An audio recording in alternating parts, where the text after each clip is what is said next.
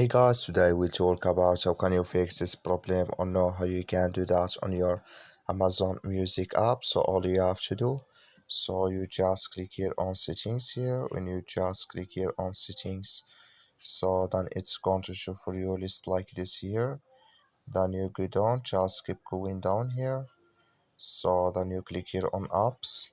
You come to apps is here, and then you're looking for Amazon Music app. Just click on it here or just click on search, then here at Amazon Music app, just click on it.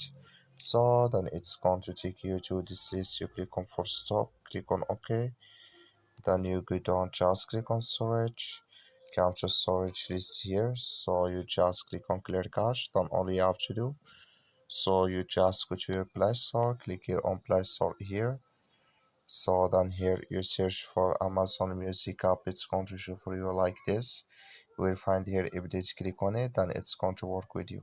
That's all you have to do. Thank you for watching. Don't forget to support us by liking, subscribing.